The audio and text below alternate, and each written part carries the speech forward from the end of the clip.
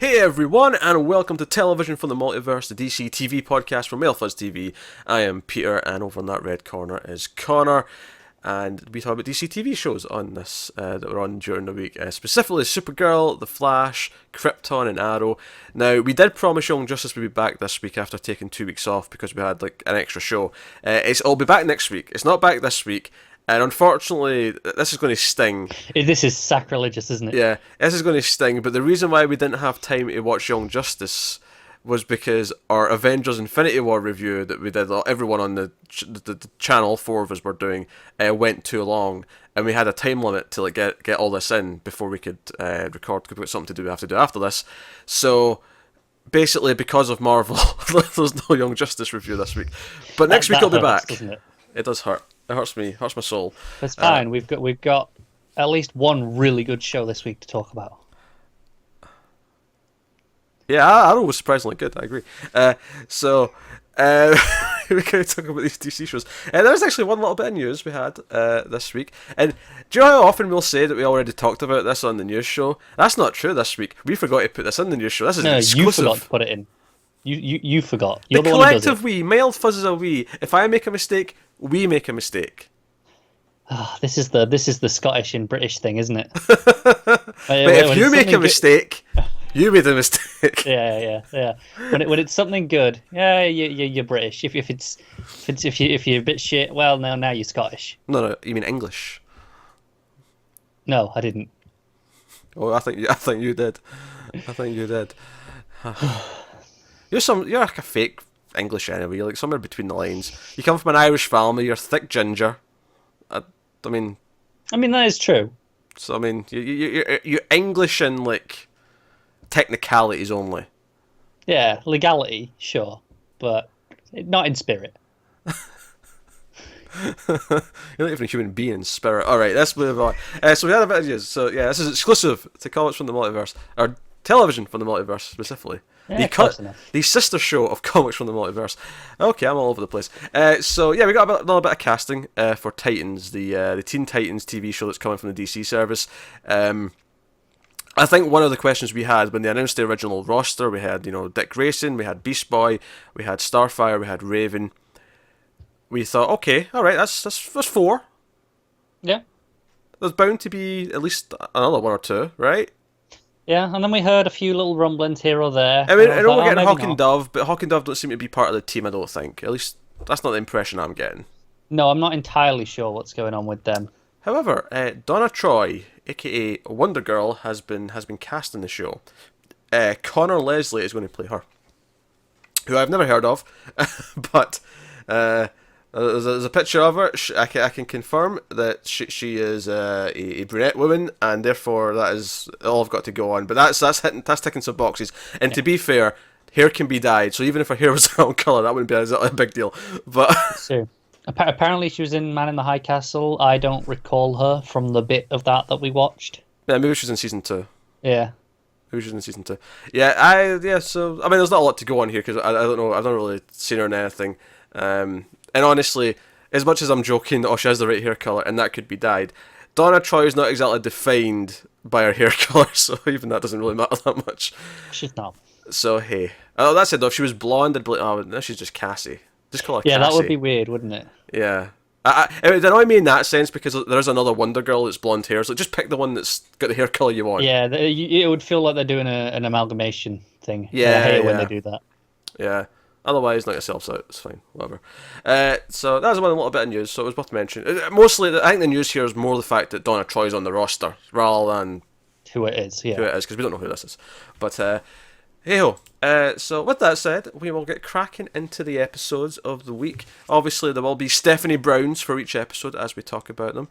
And if you only watch DC TV shows and you don't read the comics, you did not get the joke I just made. What I meant there was there's going to be spoilers for each one as we talk about I'm pretty sure you make that joke like once a month and then explain it every time. Not in this show. I do it in the comics podcast. I'm sure you've done it on this one a few times. I don't think I have.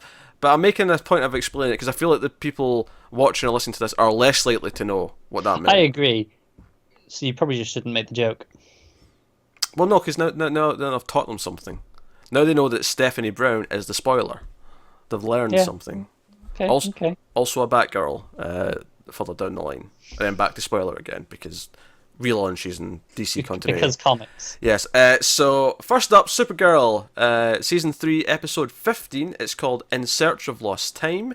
So we last week we had flying monkeys and Toyman wife and Toyman like Yep. apprentice, I guess I'll call her. This week we focused more heavily on Jean's father, Mirin. Mirin? I can't say his name. Marin.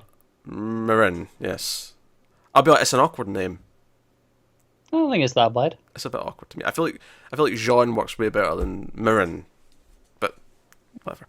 Anyway, so his illness is a kind of a factor here, and basically he is trying to do this psychic ability where he is moving his memories and his basically all of his stored data, if you want to call it that, to the healthier part of his brain. Thus conceivably giving him a longer stretch of time before things get too bad.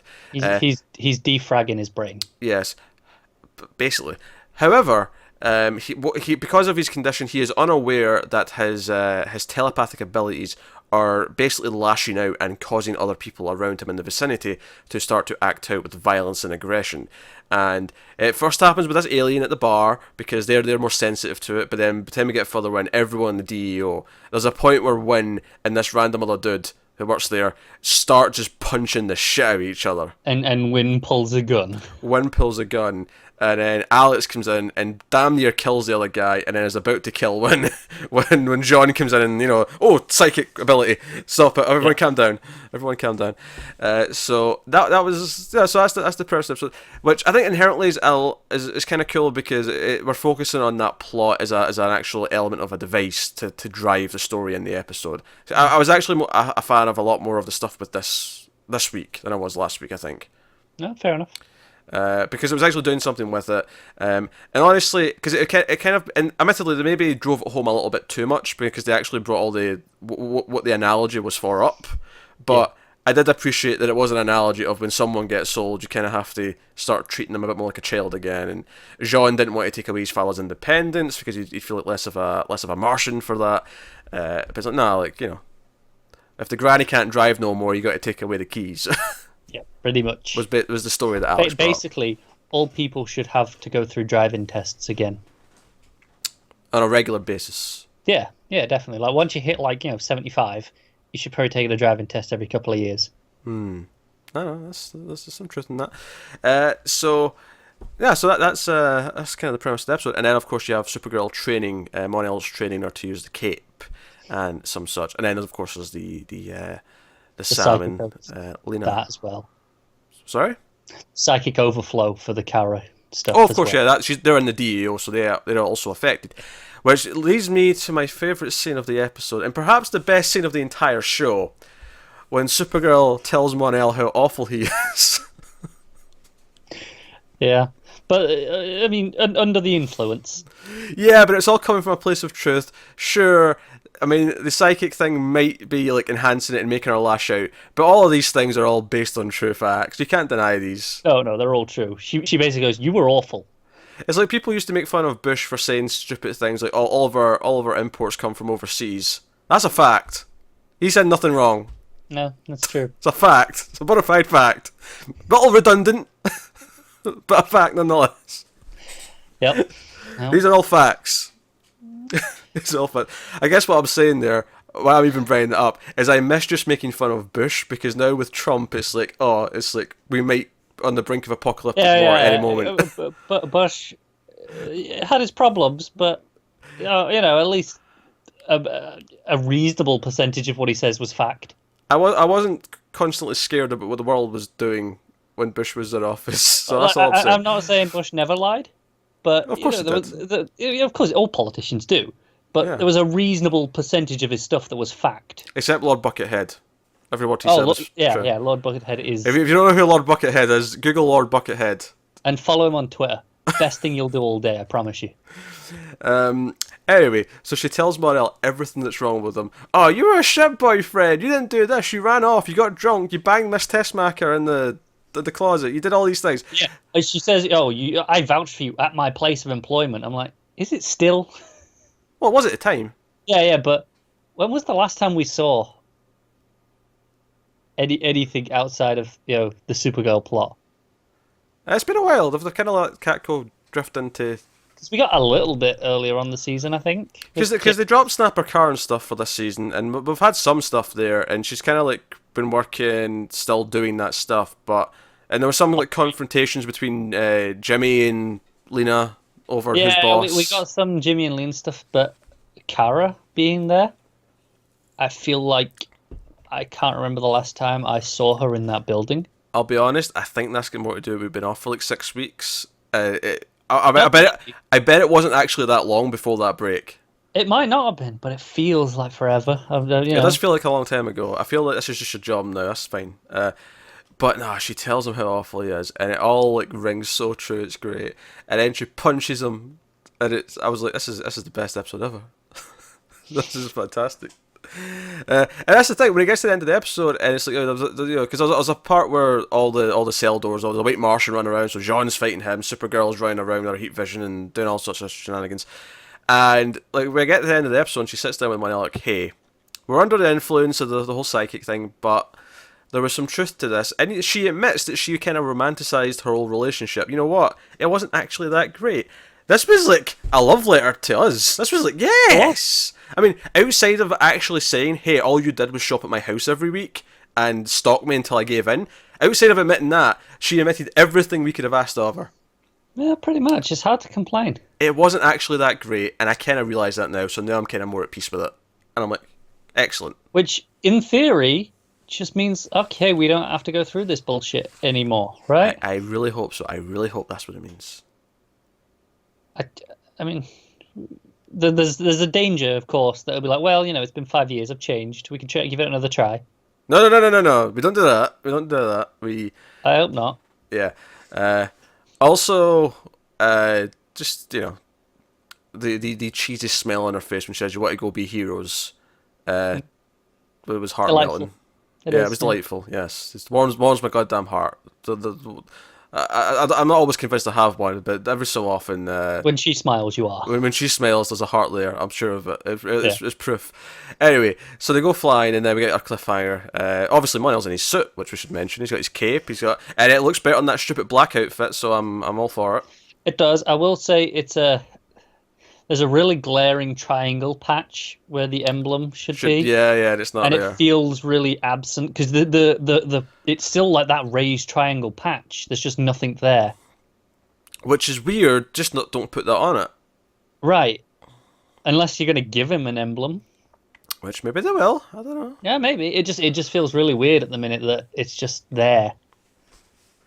Does Irma have a symbol? Because she'll be upset if you take Supergirl, so that's the House of L. Yeah, she would be pretty. Or maybe a Legion symbol. Put an L in there. I'm down for that. Put the L in the ring. Yeah, there you go. That's something you can do.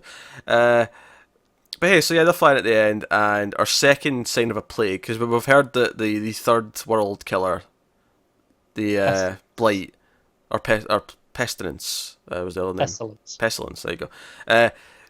We hear plagues because we see them on TV. There's like rivers of red, like of blood, like in like the Arctic or something. And then they sent Irma and Brainy off. Yeah, conveniently, so we don't have to see them in this episode again. Yeah. We don't have to have any psychic backlash from them. Yeah, but at the end, they're flying and birds start falling out the sky. And it's like, okay, all right, we're setting stuff up. But hey, so that was basically all the Supergirl plot. Everything else was like, so we had John Jones, we had Alex try to help with John and his father. And some of this stuff worked quite well. I thought when I actually got to the point where everything was like all hell was breaking loose and he was like resisting, but he eventually gave in, and like Supergirl giving him a speech, John giving him a speech, all that kind of worked for me. But my favorite part was probably honestly like afterwards when he actually wants to like apologize to everyone and like sort of he gives a sort of like crying speech of like I thought I could control myself, and he feels guilty for it. He's not just like a villain, it's like this is right. Yeah. He's generally aware that he inadvertently caused all this, and he wants to. It's funny because this is essentially Logan, right? What, as in Wolverine? Yeah. The movie. Okay. Right. What Xavier went through. Oh, say Xavier and Logan. I'm trying to think of how does this parallel Wolverine? I can't think of how it parallels Wolverine. This is, it's the exact same thing, but we're just seeing the early part of the journey. Sure, but they've put a damper on him, and Jean's going to sort of help move all the bits in his brain over, and presumably maybe the downside to this is that he can actually live a long, normal life now. He just won't have his psychic powers. And is that a fair trade? Yeah, maybe. Yeah. I assume it just buys some time, right? Because the whole point is the brain is decaying, right? Yeah. That's the disease. That was the translation. So I assume that means quite literally. So they're moving the information into the healthy parts, but that surely only buys some time till those start decaying as well. Yeah, but how much time does that buy? Does that buy decades for his lifespan? Does that buy what? Could be months. I don't know. Yeah, no idea. We don't know. I did quite like the stuff early on. Charades, with him. When he shape shifts into the astronaut. That was fun. He's reading telepathic, and of course the shirt ripping fake out. Where she comes forward, she's about to rip it, and then they'll just stare at her. She's unbuttoned it very slowly. It's like, what? I like this shirt. That was really funny, because how many buttons does she rip out every time she does that? Probably quite a lot. I figure she's got real good at sewing. Probably. I mean, she can do it at super speed, so that's fine. I also liked Jordan's imaginary friend. Oh yeah. Which at first I was like, okay, where are they going with this? Because they said it was a fifth dimensional imp. Yeah, and I'm like, Mixie? I was like, but we already did Mixie. Yeah, what's going on? But it was Zook, I think it was called. Yeah. But when John's dad played it up later, he was doing the board game. Rupmatuk, or whatever it's called. Sure. Something to that effect. Sure. Why not? But what I liked about that is, that scene was verging on me, like them taking this too seriously, too fast, and then he sort of smells and goes, I'm messing with you, and I'm like, okay, I'll give you that. That was good. And John's like, that wasn't funny. He goes, yeah, well, you didn't see your face. No, I give props to that scene. Well, let's say when stuff was good. Lena and Sam, obviously Jimmy comes to talk to Lena and gives her a bit of advice both at the start and the end, and basically says it's okay if you have secrets about your work, it's fine. Gotta have something for Jimmy. Yeah, but basically Lena's out to prove to Sam that she's actually Rain. She doesn't believe her. And she's like, nah, this is bullshit. So she basically tries to get her riled up so that she'll snap and become Rain, and she does. And good job. That cell can hold her, isn't it? It's a good job that cell's strong enough to hold a Kryptonian, or the modified Kryptonian. Yeah. The Rain is, because she'd have been an up shit creek if not. Yeah. There's no kryptonite here, because that doesn't work on her. Well, she was wearing something. She was wearing some sort of kryptonite looking necklace. I thought we established kryptonite didn't work on Rain. Well, they did, but I'm wondering if I don't know. Either Lena just still thinks maybe it'll do something, or maybe concentrated kryptonite will work or something. I'm more inclined to think Lena just thinks it'll help. Yeah, that's fair. I don't know if she. But that'll look like kryptonite though on her she was wearing, right? Yeah, sure. But yeah, so then she freaks out, heat visions all over the place, and then Lena plays it back. So now Sam knows. Do you know what? There was a really awkward moment where I wasn't sure how they were going to play it, because it's after she comes back to, and she's just crying on the floor basically, and Lena drops the shields and comes in to give her a hug. Yeah. And I'm like, this is the perfect time for Rain to strike. Yeah. What are you doing, Lena? I mean, she never did, admittedly, but she could have done. Yeah. Because she establishes that her DNA actually metamorphosizes every time she becomes Rain. She actually physically changes. Yeah. Okay, that's kind of interesting. We were disappointed at first when they first revealed she doesn't really know what she's doing. It's kind of like she flips back and forth.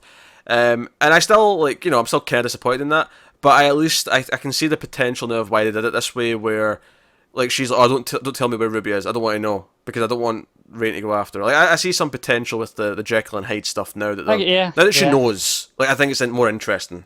No, that's true. I will say it's even more, the Smallville Doomsday that I was comparing to at the start. This is exactly the same as that. That's why. I'm not saying this is as bad. I'm saying it's exactly the same in terms of the idea.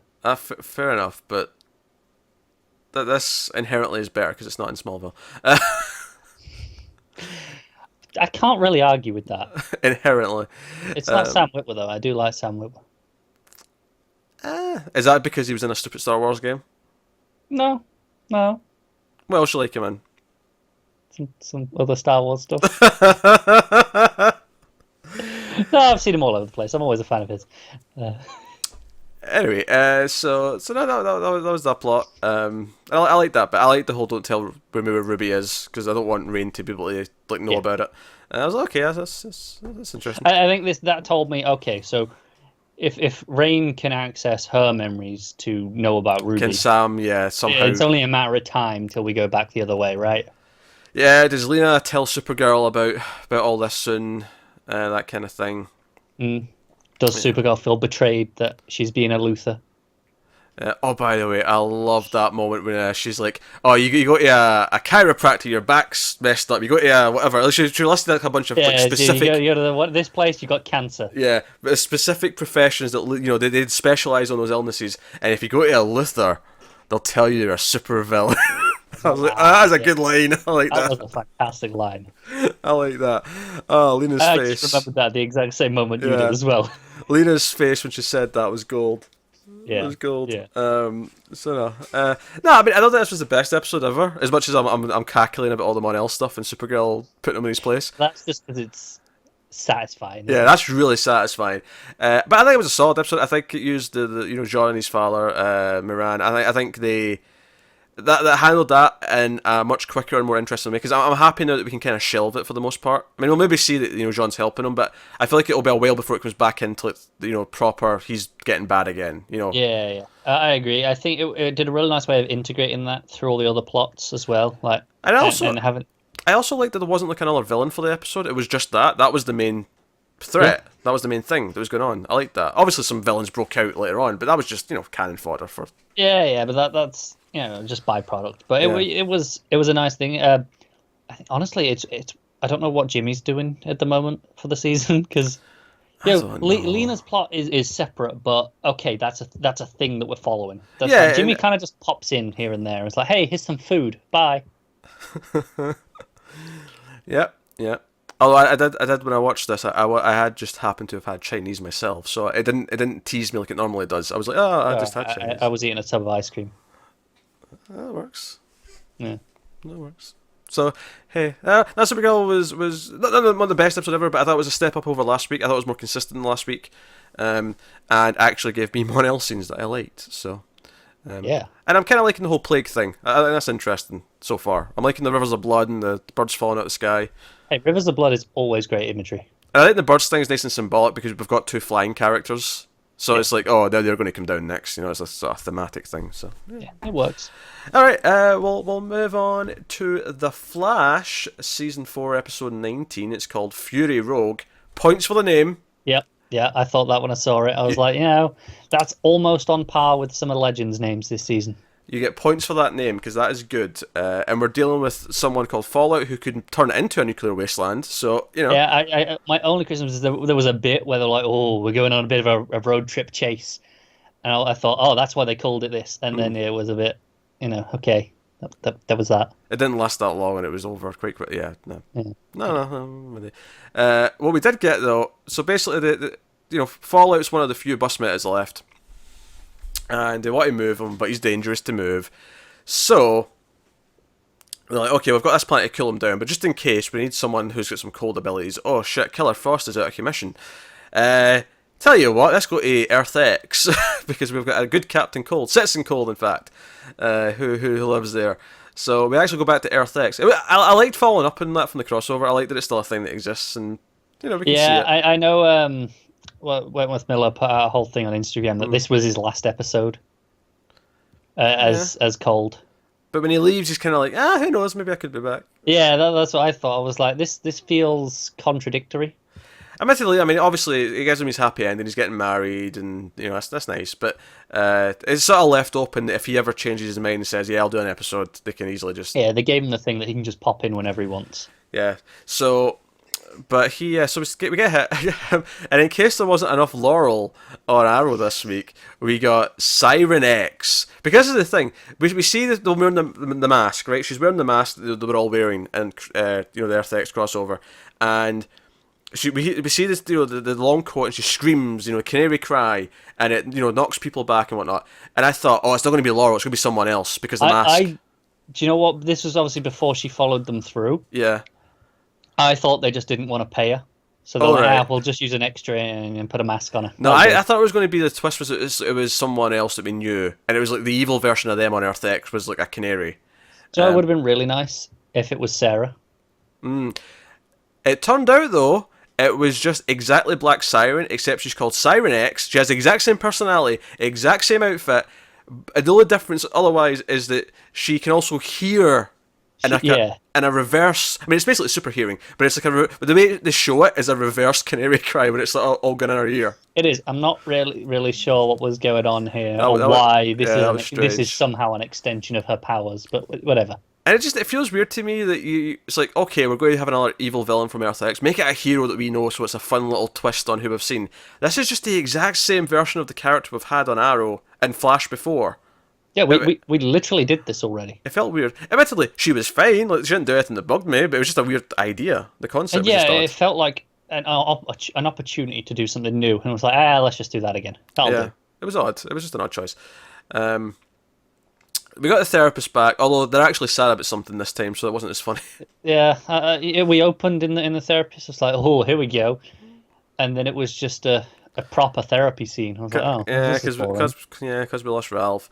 I did kind of like the scene at the end though when he went back, because when he actually fessed up why he when he actually accepted that he felt bad about Ralph dying, because all episodes he's like, oh no, I've dealt with tons of people dying, I'm fine. It's like, okay, he's gonna come back around, he's gonna be upset by the end.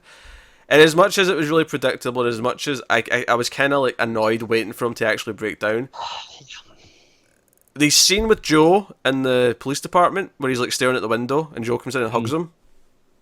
Good scene. Proper good Joe dad Flash scene. Best. Good sad bit of music playing. Same in the therapy scene. Nice sad, the sad Flash theme, as he basically admits that he was responsible for him, but also he never actually they were always fighting so much he never actually got a chance to tell him, hey, I'm proud of you and you are my friend, because they hated each other for so long because of their history, and then they were bickering so much.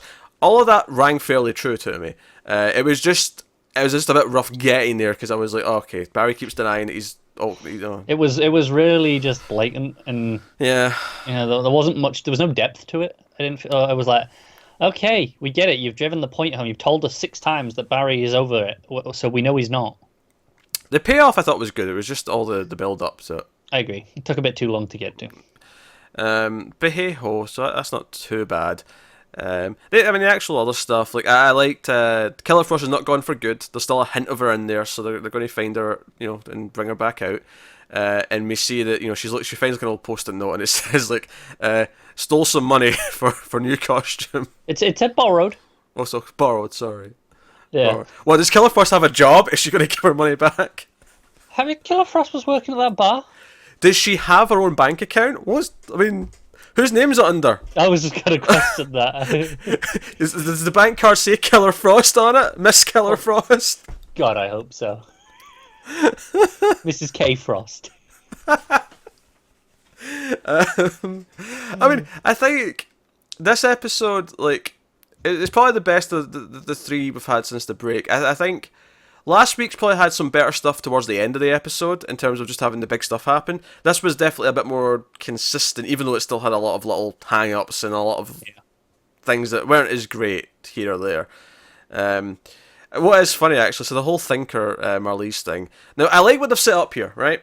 I like that they've set up that the Thinker almost has his plan ruined because he couldn't, it was someone's feelings got in the way. That's something that he can't actually account for. I'm torn on this. I like the concept of it. Yeah. But in my head, it's going to be, oh no, we're going to defeat him with love. I'm sorry. Was defeating Malice with Bebo not defeating him with love? It was. No. But that was an actual Bebo. And, Magic Totems made that. This is going to be literally, you couldn't account for a decision I made out of love. Oh, sure. Right. I'm fine with all this idea. I actually like it. I like that. Because we've been playing that these thinking caps make him like just know things when he should. It's not just intelligence; it's actual knowledge.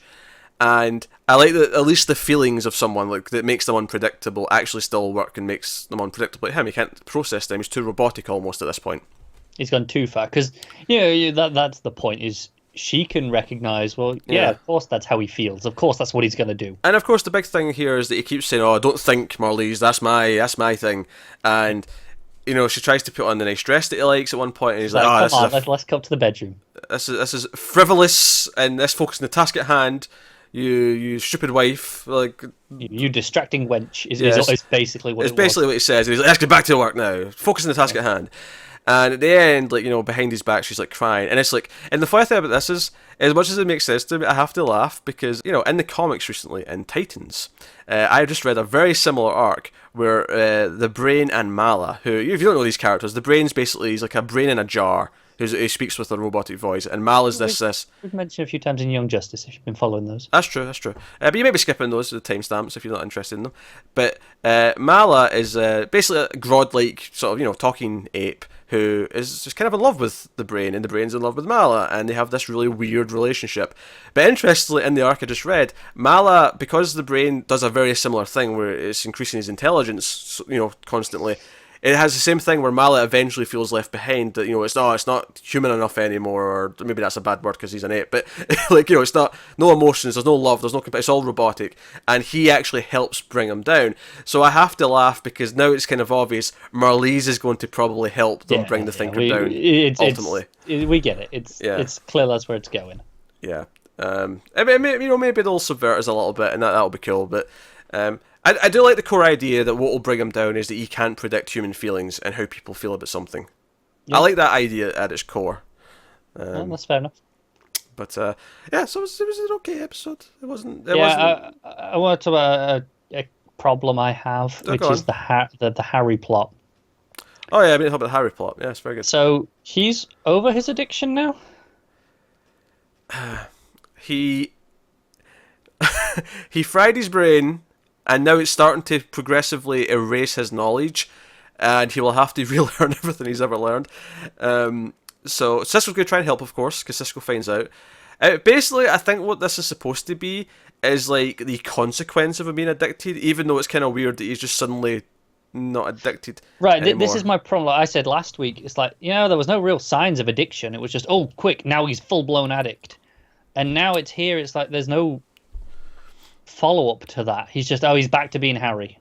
I mean, I guess part of it maybe just it doesn't work anymore because his brain's regressing. It just doesn't work. Whenever he tries it, it just fails. No, that's true. But for an addict, when they quit something, they have reactions to that. Oh, true. There is none of that here. That he's just he's upset. Don't get me wrong about the things that are going on, but there's no lashing out in anger because of this. There's no addiction fallout. Yeah, because he spends most of his time trying to stop Cisco from using a cap because he doesn't want the same thing to happen to him. He's being considerate. He's being right, and this doesn't play for me. No, that's fair. I can't. I have no solution to offer you for this. I don't think there is one because they didn't really think it through. No, I mean you could argue maybe Joe was just wrong, but he was actually acting addicted. Like he did start acting. He had all the signs. Yeah, it's odd. That is completely fair. I don't really have much of a counter for that because it's accurate. So okay, hey ho. I guess we move on. Yeah, I mean it was fine. Yeah, it wasn't. I mean it's funny. I feel like this was a fine episode. It wasn't a great episode. In the first half of the season, this would have been one that was just, it was fine. I think because the last couple have kind of damaged the overall plot of the season for us, it's just kind of in this weird place where, okay, I can't really fault it too much, but it's not drawn me back in yet. Yeah, like, there was another point where they're like, hey, we've got to stop the thinking before, he has all this power, he can do whatever he wants. I'm like, yeah, what does he want to do? He mentioned the Enlightenment. He's going to do the Enlightenment. Right. I don't know what that is. Me either, but we got how many episodes left? Become so smart that he's a god. We have 4 left. Yeah, 4. I'd like to know what he wants to do and why. I will say I like that we now because he's got Ralph's body. The tuning fork doesn't work. I like that because they set that up and it's like, oh yeah, and I was actually kind of glad that Barry brought it with him. I was like, oh, they didn't forget about that. I feel like that's the sort of thing that I expect them to forget. Yeah, especially as we made a whole big deal of that's the thing from the future Yeah, that beat him. they can hurt him. And wait, what do you mean it's a thing from the future? Oh no, that was the thinking cap, wasn't it? Yeah, that was from before. Yeah, Yeah, yeah, yeah, yeah. yeah. No, but I was like, okay, they brought it back, and then I was like, but how are they going to counter this? How's he going to like deal with this? And it's like, oh no, now he's in Ralph's body, he can counteract it. I'm like, It okay, just stretches it. I'm Yeah, like, okay, that's cool. That neutralizes it and makes it stops us from going, oh, why don't they just use this every episode? Oh no, now he's immune to it. yeah, New tactics. Love, the power of love shall defeat him. yeah. The power of love is a glorious thing. Makes one man weep, makes another man sing. Really. Back to the Future, Robert Zemeckis, 1985. Huey Lewis and the News, the recording artist for the track that I quoted. Oh dear. Okay. So it took about 30 seconds of laughter between takes because Carter had no idea. Are all out of the way. Yeah. No, he had no idea why I was giving complete and utter credit to the writers of the song from before.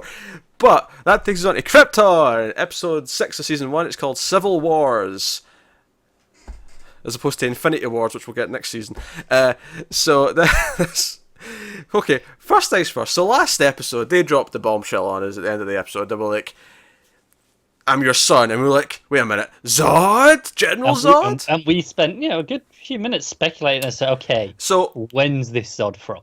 When's this Zod from? And it's funny, because the first thing they said that really made me go, oh shit, they're not doing this, are they? And it turned out they weren't, right? Because it very quickly went down a very specific path, and we'll talk about that.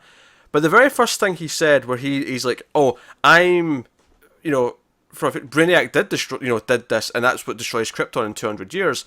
I went, my first thought was, is he from an alternate future? Is there multiple potential futures? Like, are they going down this route? And they weren't, right? Very quickly they kept talking. It was like, okay, no, it was becoming clear as they were talking, because then I quickly went, oh wait a minute. So Brainiac was always going to do this, because we were speculating a lot at the back at the start of the show. We were saying, what's put Brainiac on this path that it's changed the history, right? And it turns out we're like, and then I had this thought, and it was before Adam Strange thought of it himself. It was before he said it, right? I thought, wait a minute. What if the thing that changed the past isn't Brainiac? What if Brainiac was always going to happen? It's Zod being back here that changes everything. And then, sure enough, like 2 minutes later, Adam Strange starts theorizing that same thing. Because he's like, well, I got a warning about someone changing the past. I didn't actually know what it was. And then, of course, the bombshell is dropped, where Zod actually name drops. Well, name drop's a weird phrase to use, but he actually mentions Krypton destroying in 200 years. And I'm like, alright, well, if he's an alternate timeline or whatever, that's whatever. And then, like, Seg looks over at Adam, he's like, is this true? And Adam just, this look of horror on his face. He can't tell him. And I'm like, oh shit, they're doing this. They're going to find out. Yeah, because, so it's clear this Zod is from roughly the same time as Adam. Yeah, well, that's the thing, because for the first chunk of it, because until later, Zod was oddly quiet. Whenever Adam mentioned, oh, this is Superman's greatest enemy, he did this, he did that, Zod was oddly quiet about it all, and I wasn't sure if it happened to Zod yet, but later on, he actually does mention, oh no, I'm an enemy of your grandson, I fought him, and obviously we hear from Zod's perspective what he thinks of Superman, and he gave up his heritage and blah blah blah blah. Of course, he conveniently leaves out the fact that he's willing to kill all of Earth to like raise new Krypton or whatever. Right. But do you know what? That's why this plays so well for me. This is, as we talked about at length last week, Zod's ultimate goal is Krypton's survival. Yeah. So this is him coming back to stop Brainiac to save Krypton. So here's the thing. Everything I just said is all fascinating stuff in the concept of what's going on, right? And that was fun to sort of decipher throughout the episode as I was hearing more bits of information from Zod, from Adam Strange, placing together. And it turns out, no, they're from the same timeline. Basically, whatever, so, because this is the thing. In the Brainiac storyline that the look's based on, Jeff Johns, Gary Frank run, that the Brainiac in this show is, based on look visually, right? He does have Kandor City in a bottle, right? That's something he has. So it feels like they're tying into that because Zod says, no, Kandor City was taken. That's something that happened. That's what destabilizes the core and causes Krypton's destruction. It causes Krypton's destruction in 200 years. And then, obviously we have the awkward moment where Adam Strange is like, yeah, like, how could I tell you that? Come on, it's like how did I tell you your planet's going to die? And then, but here's the fascinating stuff from a storytelling mechanic going forward, is the debate that now Adam Strange is like, no, that has to happen because it's supposed to happen, and then we have to have Superman, to the point where Seg, I mean, and obviously Zod's not exactly a fan of Superman, but Seg's like, but I'm supposed to sacrifice, like, stop Zod from saving my planet, all the people I love, all my friends, because of an idea of someone that's going to exist in 200 years. He says an if. Yeah, and he's like, yeah, but if we're talking numbers, like, how many times has Superman saved the entire universe and all the people in it? That's why this is important. But you have to understand. But I can see it from Seg's perspective. But this is a phantom to me. This is a myth. Like, and from his perspective as well. Like, there's let's say a million people in Kandor, right? Yeah. Right. Let's say Krypton survives past the destruction that we know of it. How many millions of people in its future could go on to do amazing things beyond just Clark? Yeah. And that's what I love about this, because we're kind of inherently on Adam's side, because we know Superman, we love Superman, and we understand Superman to exist, how important he is, right? But you can't deny Seg's side of this debate, where he's like, but you're asking me to sacrifice the lives of everyone I know and love, and all the strangers I don't know and love on this planet, on the basis that one day my grandson's apparently important. And even later on, after he's been talking to Zod, and Zod's like, oh yeah, I don't like your grandson, and blah blah. I don't take pride in it, but this is what's kind of how I see him.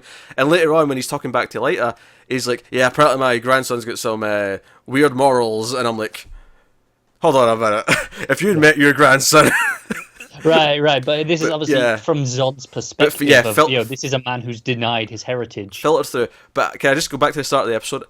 So basically it starts off with Zod's on his knees there, right? Which, by the way, I loved it later on when they find the chamber and he goes down on his knees like, oh, I'm not used to this position. I actually left like a little cackle. I did too. Right, but at the start of the episode he's like there and they've got him like, restrained, or they're just pointing guns at him, and Light is there and he's trying to like convince them this is true, that that's that he's their son and blah blah blah.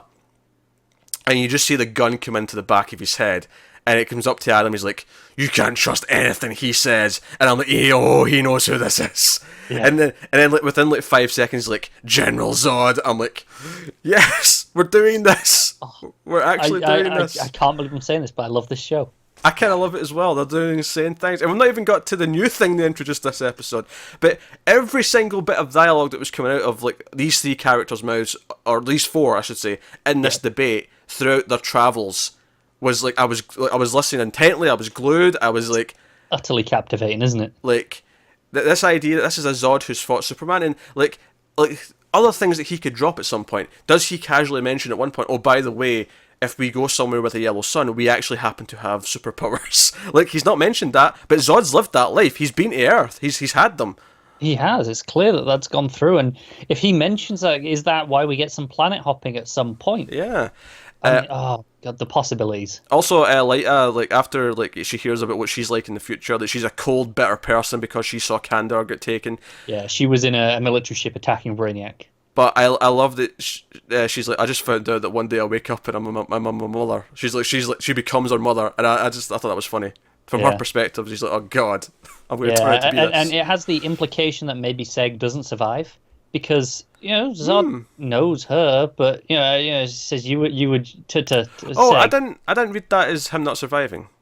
Oh, did you not? I think that's what Lyta's implication is, certainly, because she says I didn't even read. You were just the best friend's father, like you were just. Oh no, I disagree with this completely. I didn't read that as that at all from her her perspective, and that was purely for me. That means we don't end up together because you're not his father. Like, you're just his best friend's father. Whereas, like, he knows who you are, but, and it's funny, because even, like, I mean, going back to the exciting stuff as they were asking questions, it says, like, oh, how does my grandfather make it off the planet if it explodes? And I'm like, oh, God, how much do you know, Adam? How much are you going to tell him about this? And he's like, because he gets sent off, your son sends him off, and I'm like, oh, man, like, does he name his son? Does Zod at one point name Jor-El? Does he know that his son's going to be called Jor-El? Like, all these questions. Like, this is playing with all this time travel stuff in ways that I wasn't expecting. Right, because, again, to go back to when we first heard about the show, we were like, eh. And then Adam Strange, and we were like, okay. And we were promised Hot Girl, which, I haven't had yet. But it's going full into it. And then that even gets to the new debate of, okay, so Brainiac was always going to come. It's Zod's presence that's actually maybe going to alter the past. But here's the thing.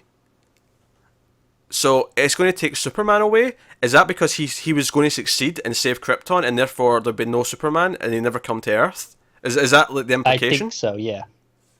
Uh, or maybe is it more offbeat than that? It's more because that's the thing. We were so busy guessing, oh, why did Brainiac like come instead of where he was going before? We were so fixated on that.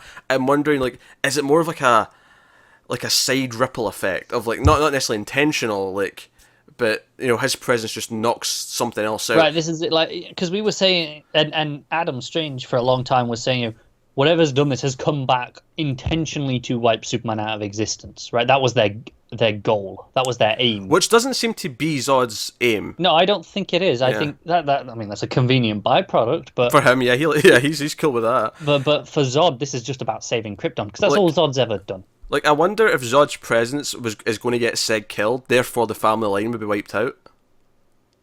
Oh, maybe. You know, like maybe something like that, where because he's there and because he's putting Seg in these dangerous situations that he wouldn't have otherwise been in, because there's a firefight, you know, later on in this one.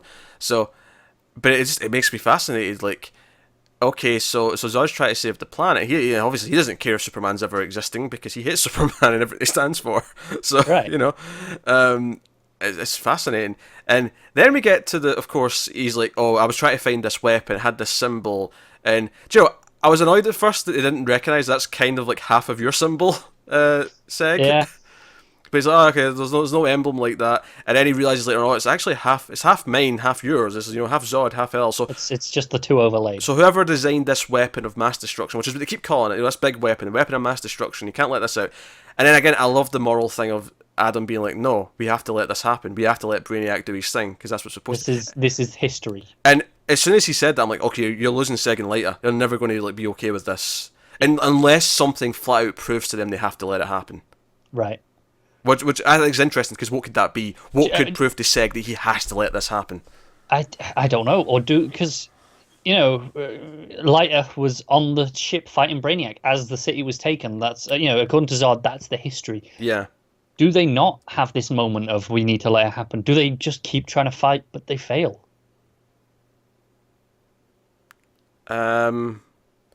Oh sure, yeah. That's that. You're immediately assuming this is like a loop and it's always happening the same way. No, because Zod's presence still interrupts that. It's not a loop because of that. Like, you know, Zod still come Yeah. back to try and impact it.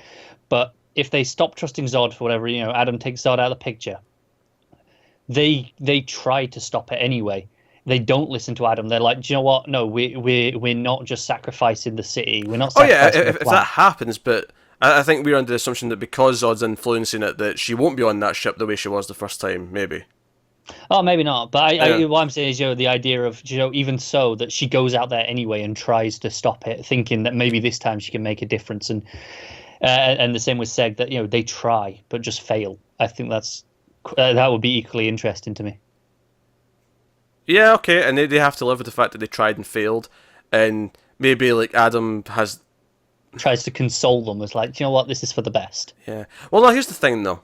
Here's the thing. The cape is disintegrating, so something is going to change it, and they have to avoid the change. At the moment, yeah, something is going to change. Something has to be changed that they can stop from changing because the cape is Yes. disintegrating. Is, you know, Back to the Future rules here. Something actually I has agree. to have changed because they have to stop it. Hence, the cape wouldn't be disintegrating, and Superman would Yeah, be fading and it out of has to be existence. something to do with Zod.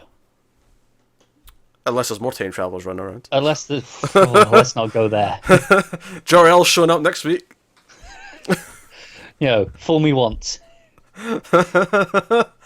I wouldn't be surprised actually if they pull a twist on us later that Jor-El and Zod are actually related. That one of them, like, because they've established that Lyta and Seg are a relationship. Yeah, just Zod's a kind of a bastard child. Yeah, that one of them is actually a half, you know, they're half brothers. Like one of them's actually the product of both of them.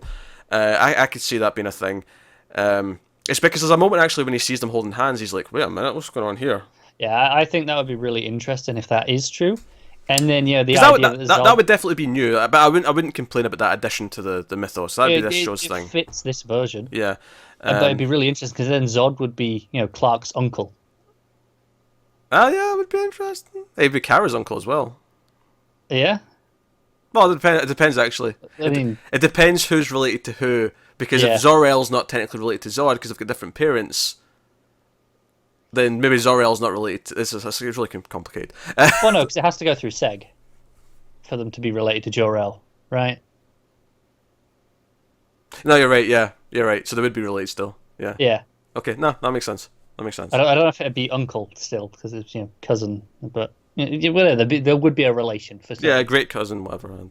Yeah, Anyway, whatever it is. so so they keep talking about this doomsday device, right? This machine, this weapon of mass Massive destruction, weapon. Yeah. and and then it's sort of symbols mix. It's it's half Zod, half El. Right, blood of both. I like how Light is about to cut herself, and then Zod, no, I'll do it, Mum. I think it is. That's a way of proving who he is. That's true. Yeah, it is. I think that was the mark of that. Like, because they've kind of been taking his word because Adam kind of confirmed it. Yeah, But yeah. I think that this is his way of going. No, look, I am a Zod because otherwise this wouldn't work. Yeah, so they cut that, and the door opens, and I actually said the word by accident a minute ago, but fucking Doomsday. I know. Looks not too bad from the glimpse that we saw. Better than the Justice Artist Batman v Superman movie. I mean, it's not that hard to be better than that. But it looks more like Doomsday than that did. It does. Let's say it's we got a couple of seconds glimpse of him in a cryo chamber. There's not much to go on. Not much to go on, but at least I see the craggy parts, and it looks more like Doomsday just based on that. I agree, and they get credit based on their Brainiac. Absolutely. I'm giving them the benefit of the doubt. So the idea that this underground people were protecting Doomsday because they know it's dangerous and that he'll just kill everything in sight. And Adam then jumping in going, "Oh, they told me this is called Doomsday. I know that word. Yeah, I know that name." I'm like, okay, so we've gone through the death of Superman. The death and the return of Superman. Of course. Yeah. Well, maybe not potentially, actually. There's always a chance that he's still technically recuperating when Seg gets his warning. Because even if he's not around anymore, everything he's done up until that point is still worth saving. That's true, but I'm not assuming it is, but I'm just saying it's possible. it is possible. We've definitely done the death, and I would assume the return. Yeah, probably. Not guaranteed. Probably. But we're pre-Supergirl because he's never mentioned Supergirl. He hasn't, but maybe he's maybe he's just being a dick in the way that he didn't mention the true. He's trying to limit minute. it to as little as possible so that they don't know too much. Yeah, I could see it. Yeah, that'd be a funny moment actually if he's like, Seg's like, "Oh, am I going to be a good father to my son?" And then like Adam's like, "You mean sons?" Like it too, or something. I don't know. But this is exciting. Zod takes a hit, by the way, in the way out, so he's going to be injured next episode. Yeah, possibly dying. We'll see. We'll see how it goes. But he takes a hit, and Adam's with them. And Seg's like, "Oh, okay, look, we helped you out, but once we get you back, you take your Zeta beam and you go back to where you came from, and you never come back." And it is fascinating though because of where we've established Zod's from, or when Zod's from. Mm-hmm. This Zod is expendable. Yeah, because he's already his last hurrah. Yeah, this could be the end of Zod's story. Yeah, so he could die. He could, without it affecting what he's supposed to do with Superman for however many times they've battled in this future. Yeah, he could have been battling Superman for 10 years before this, and then he's came here, and here we are. Could well have, and so that's exciting because it avoids the the prequelitis feeling of well, we know where this is going. Absolutely, yeah, because he's following the timeline, so it's fine. You can kill him all you want. Yeah, exactly. So that works. And Seg's like, "No, I believe you. I'm on your side, Zod. But we don't use Doomsday because that I'm convinced that is a bad idea. That looks a bit of a wrong move. But it will help you fight Brainiac. We'll do this. So it's a really interesting setup for the rest of the season. I have to admit, like I did not see it going this way. I'm pumped. So that was the exciting stuff. Not that the rest of it was bad, but it was definitely not as exciting as all this stuff. It's hard to be. Like, to its credit, it's still pretty good. But I mean, it's not bad. It's not bad. You're doing time travel Zod stuff. I'm gonna be into that. Yeah. Voice of Rao. There's an assassination attempt. Basically, Jaina and what's his name? I'm forgetting. Vex. Not Vex. I know Vex. Oh, the commander. Devin, yeah. He's sort of brought on board, and he's like, "Well, I guess because I'm not turning you in, I guess I'm on board, and I'm loyal to you, and I'm loyal to your daughter." And that's kind of what she was banking on. He lost my daughter. He won't turn me in. So they're trying to stage an assassination attempt on the Voice of Rao. Of course, they don't know he's been taken over by Brainiac. So because we remembered that, of course, from a couple episodes ago, and we see. This other soldier's sort of noticing something's weird about what you're doing with letting this bomb maker go, and he's like, what's going on here? And Jaina doesn't want to. In fact, before she kills him to like sort of keep him quiet, she's like, you have the respect of your commander, meaning her. Like she's like, no, I want you to know you're being a good soldier. Yeah, you're doing exactly what you should do. And now I'm gonna have to kill you. Sorry. Yeah, that's basically the scene. And I have to give it credit. I did feel both from her and Dev when he walks in afterwards that they feel ashamed that they're having to do this. But they do believe they're doing the right thing. Yeah. So that's a whole thing. But Dev isn't willing to go through with it once he finds out the voice of Rao has decided that he wants all of the public to come to this thing, because they were going to blow him up, but it was going to be like when there was minimal people around. It was going to be him and a few followers, and they were willing to live with that. But he wasn't willing to go through with the public and everyone else being around him. Yeah. So he kind of like basically he basically shouts, gets them all to leave, but along with some other loyal soldiers, they all kind of like trap the voice of Rowan at the end of the episode. He takes off his mask and he basically brainiacs them. Yeah, yeah. Not all of them. I'm sure Dev and Jaina are going to be fine and run out of the room, but probably that's how we end the episode. Is that a lot of the red shirts Dev, get not attacked? definitely. Given that he had his own poster when the show started, I'm pretty sure. I mean, fair enough. I think it would be interesting if one of them is taken though. Maybe. What I thought was interesting though, when he was talking to the little girl throughout the episode, it kind of sounded like he was like offering her to be like assimilated. It did, didn't it? Into this Brainiac's eternal network. life, and I have all this knowledge. It was kind of like he's presenting it as like a row and spiritual, but really all I'm hearing is I'm Brainiac and I'm going to like absorb you into my network, and that's why he knew like the phrase or what her mum called her. Like he's like he just accessed it from like being inside her head. Exactly. So that was interesting. I was down with it.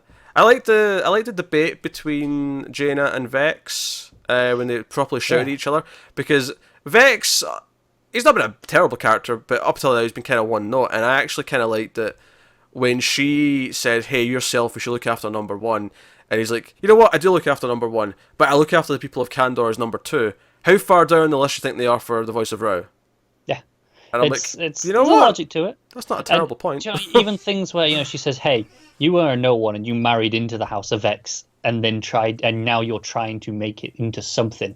I think that's interesting because he's always come across as, "No, I'm established, I'm the elite," but he's just married upwards. Yeah, he's sort of done that, and she even mentions the house wasn't even that important. You're trying to make it more important. And I like the idea that he kind of did that off the back of like sending Val-El to death. Like that was like maybe one of his earlier big things that made him like a big prominent figure. So I think that's some interesting stuff in there. So I mean, it wasn't as exciting as the other Zod stuff, but I mean, it's really solid in what it is doing. Yeah. Does Jaina run to her grandson at any point? I'm curious about that. and Zod's like, you remind me more of my mum. Like, I know she is my mum, but you remind me more of my mum. Yeah, you're what I remember. Oh dear. So now Krypton, surprisingly, I am shocked. Genuinely, I still can't get over oh man, I came out of this. I'm just pumped. I'm like, this is the DC show I want. This is doing some interesting stuff. I'm all for it. I'm worried about what season 2 could be. I mean, I know he mentions at one point they're one of 9 cities. There's 8 other cities he wants to connect with, and we've said that would probably be season 2. But in terms of exciting me, the way that all this Zod and time travel stuff is, my only concern is what can season 2 do to keep this fire stoked. No, it's true. I mean, there's always the benefit of, okay, this is sustaining us through season 1, but by the end of that, we should be in theory more invested in these characters and their lives and the politics that's going on here. So that should inherently be more interesting in season 2, in theory. Yeah. No, it's great. So we will move on then, unfortunately, to Arrow, which is season 6, episode 20. It's called Shifting Allegiances. Talk about coming down. I may have liked this even less than last week's, and I hated last week's. Should we get the one positive out of the way first? I'll be honest, I forget what the one positive is. Felicity was only in about 12 seconds. Oh, you're right. She didn't show up until the very, very end. Yeah. She had one scene, couple of lines of dialogue. That's it. Here's the thing. I think objectively, this one is probably better than last week's. I disagree with that. No, actually, no. It's the other way around. Last week's is objectively better, but it was more boring. Yeah. This one has the indecency to be both boring and just objectively bad. That's what I was trying to say. Yeah. Because Diaz is a horrible character. He is despicably bad, and Not in the way a villain should be. no. There's a moment when, like, you know, he's trying to, like, convince Laurel to, like, set up a meet with your dad because he's the mayor now, and I want to, like, make sure he's really do what I say and, you know, sign the documents. And he's leaning in and he's, like, licking her neck, like, in front of him, and the whole thing is just kind of awkward. And as you pointed out whilst we were watching it, it actually kind of looked like it wasn't acting for a second, and that Katie Cassidy was just uncomfortable with what was going on in the scene. I mean, that's either amazing acting. Okay, it could just be great acting, yes. Or it is genuinely a little bit uncomfortable, and I don't know which. But my bigger problem is that later on, she questions him or something, she asks, what is this about, or whatever, and he just takes out a knife and stabs the letter, like the contract they had. He just stabs it to the desk immediately and, like, shouts something.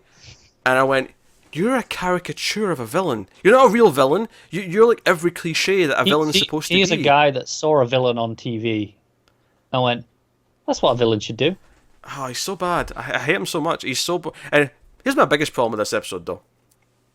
So last week, in the villain-centric episode, we found out that the dragon, Ricardo Diaz, all of his life, he's wanting to be a part of the Quadrant. I had to think about it.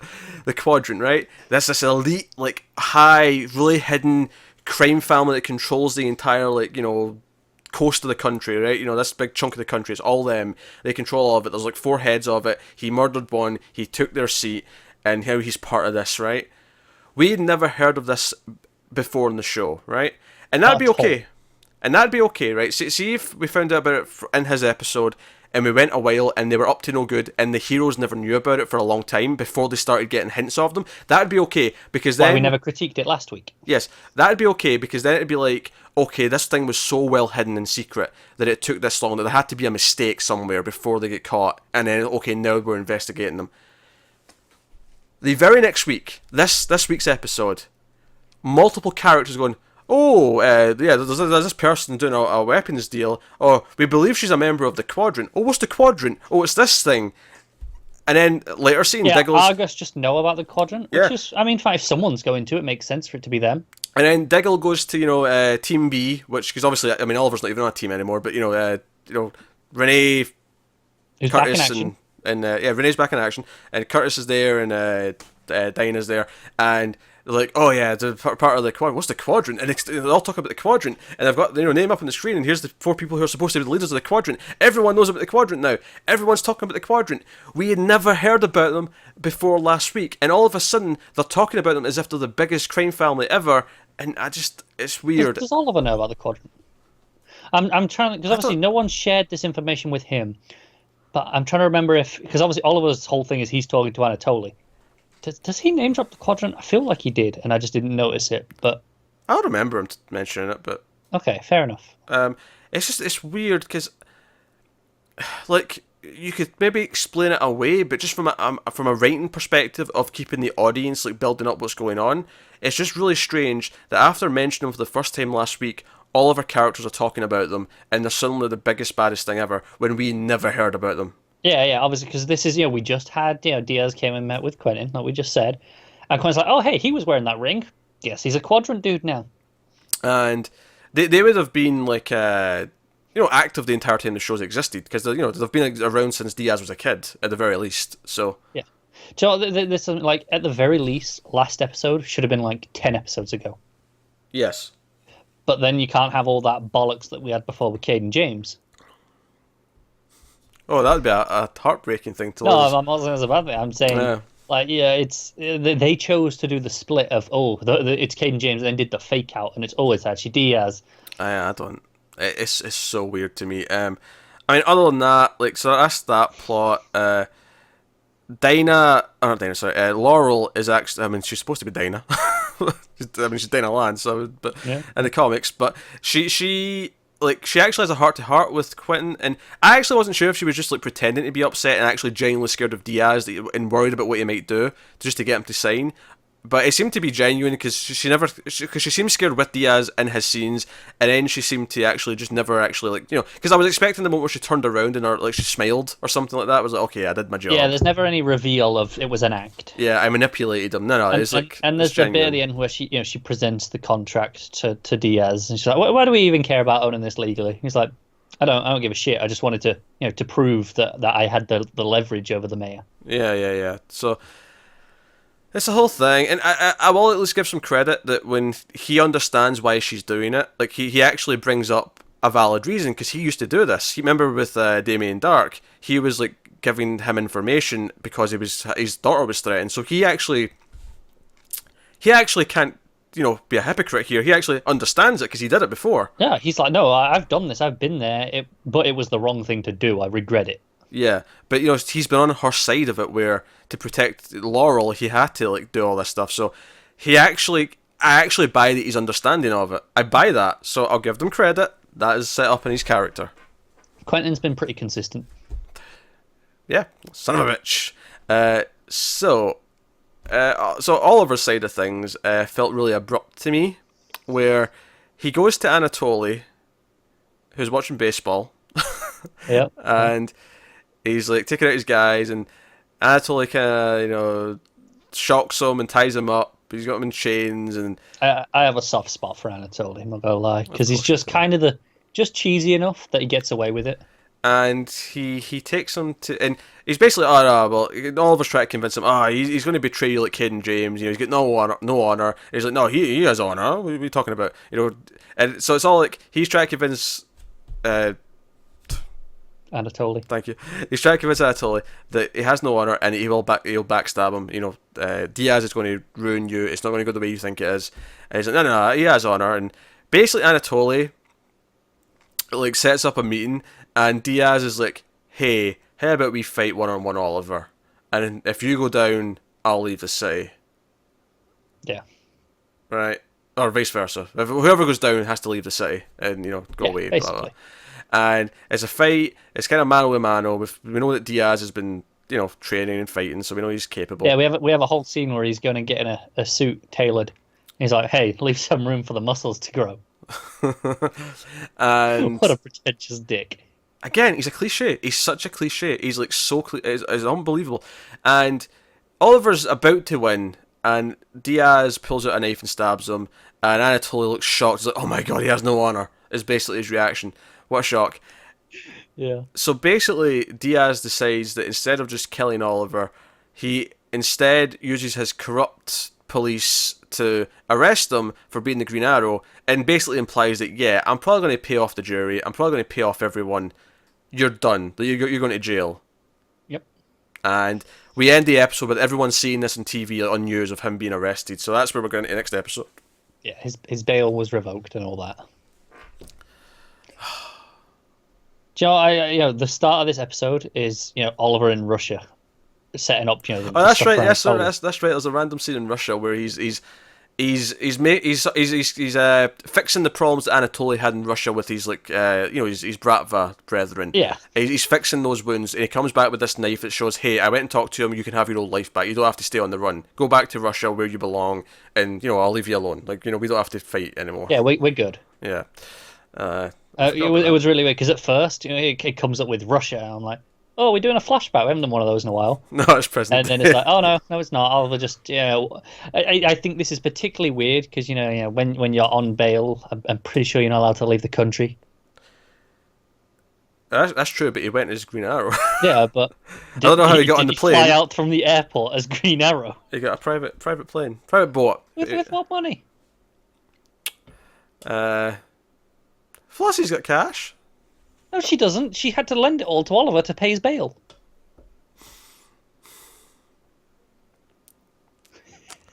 Walter.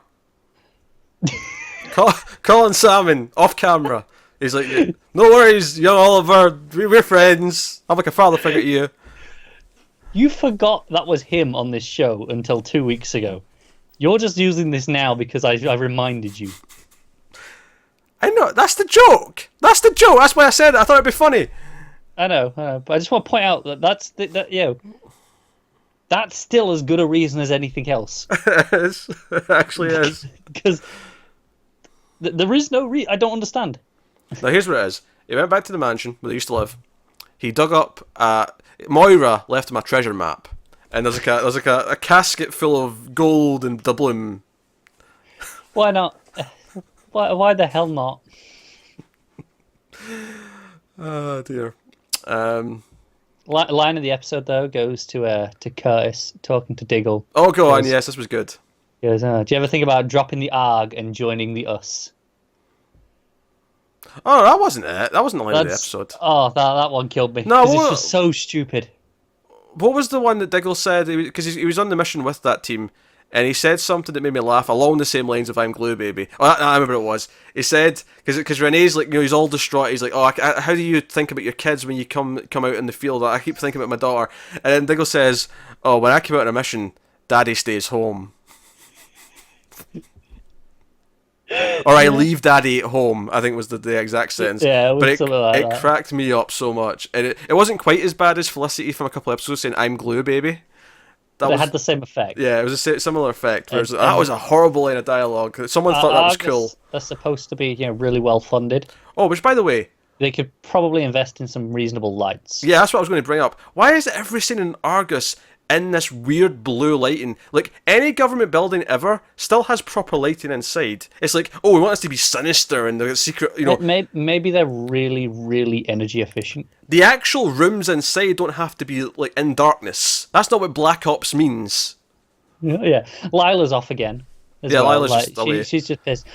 She's becoming the next, Thea of... but she was never a regular character, and they've done this with her before. No, but it's the way that last time when she came back, he was like, "Oh, haven't seen you in a couple of months," and now it's like, "Oh, she's gone." It's the really weird exposition of it that's reminding me of at least with her being the head of Argus, I kind of buy that she's off doing big things. No, that's fair. Here or there. I get it. Thea was like, "Oh, she's off at a convention."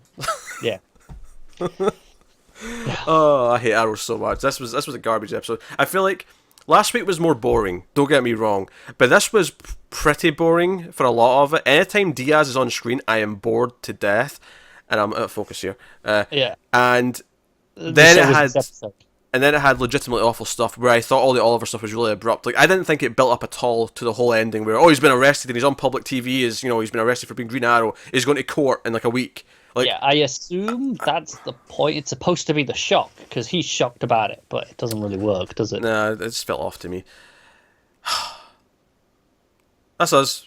Yeah. Let's pick our favourite episode of TV of the week, favourite DC show of the week. And why is it Krypton? Yeah, why is it Krypton this week? Because Krypton is goddamn awesome.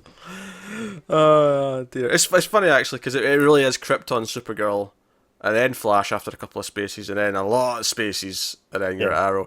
The House of L's doing well. House of L's doing good. Yeah, we said the Supergirl was better this episode, but it's not even close to Krypton this week. No, this week. Supergirl's had episodes on its top form, definitely. Yeah. But this week. Yeah, absolutely. But the House of L doing okay in TV right now. I'm okay with that. So hey, that's the show. That is the TV from the Multiverse podcast. You can let us know what you thought of this week's episodes in the comments below, like and subscribe, all that stuff. If you're interested in us talking about Marvel stuff, we mentioned at the start, we did a big Infinity War review. If you're interested, that's me, Connor, plus Matt and Tim. Matt, of course, if you watch the comics from the Multiverse, you know him from that. Tim does a lot of the horror movie stuff with me, but he's a big Marvel fan, so he was kind of there to balance out the DC. Balance out my negativity is what you're looking for. Well, no, I was just thinking that because we're all DC fans first. Yeah.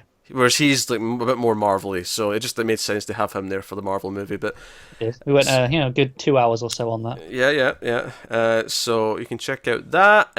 Check out our Patreon, patreon.com/MailFuzzTV. If you want to support the channel, even just $1 a month is like more than we'd get from like ads you'd watch on YouTube. But if you don't even want to do that, it's still worth going over because there's nice handy links to all the different things we do and the audio feeds and the YouTube any playlists. Updates are always posted on there. So worth having a look. But otherwise, that's us. So like, subscribe, usual stuff. We'll see you next time. Young Justice will be back next week, we promise. And that is it. So thank you once again for watching and listening. We always appreciate it. Keep watching superheroes and silly Bebo-verse TV shows, which, by the way, it's the Bebo-verse, not the Arrowverse. It's the Bebo-verse now. Absolutely. And always remember that sometimes we screw things up for the better.